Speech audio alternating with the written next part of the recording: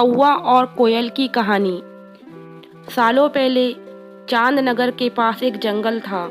वहाँ एक बड़ा सा बरगद का पेड़ था, जिस पर एक कौवा और एक कोयल दोनों अपने अपने घोंसले में रहते थे। एक रात उस जंगल में तेज आंधी चलने लगी। देखते ही देखते बारिश शुरू हो गई। कुछ ही देर में जंगल का जो भी था सब बर्बाद हो गया। अगले दिन कौवे और कोयल को अपनी भूख मिटाने के लिए कुछ भी नहीं मिला। तभी कोयल ने कौवे से कहा, हम इतने प्यार से इस जंगल में रहते हैं, लेकिन अब हमारे पास खाने के लिए कुछ नहीं है। तो क्यों ना जब मैं अंडा दूं तो तुम उसे खाकर अपनी भूख मिटाना, और जब तुम अंडा दोगे तो उसे खाकर मैं अपनी भूख मिटा लूंगी। कौवे ने कोयल की बात पर सहमति जताई।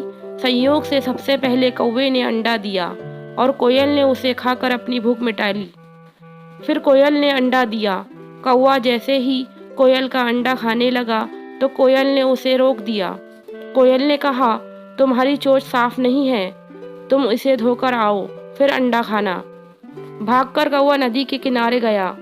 उसने नदी से कहा, तुम मुझे पानी दो, मैं अपनी चोंच धोकर कोयल का अंडा खाऊंगा। नदी बोली, ठीक है, पानी के लिए तुम एक बर्तन लेकर आओ। अब कौवा जल्दी से कुम्हार के पास पहुंचा। उसने कुम्हार से कहा, मुझे घड़ा दे दो, उसमें मैं पानी भरकर अपनी चोंच धोऊंगा और फिर कोयल का अंडा खाऊंगा। कुम्हार ने कहा, तुम मुझे मिट्टी लाकर दो, मैं तुम्हें बर्तन बनाकर देता हूँ। ये सुनते ही कौवा धरती माँ से मिट्टी मांगने लगा।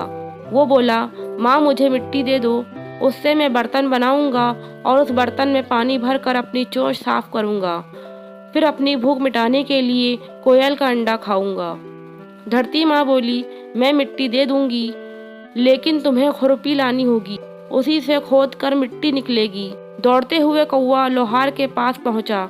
उसने लोहार से कहा, मुझे खुरपी दे दो, उससे मैं मिट्टी निकाल कर कुम्हार को दूंगा और बर्तन लूंगा, फिर बर्तन में पानी भरूंगा और उस पानी से अपनी चोंच धोकर कोयल का अंडा खाऊंगा।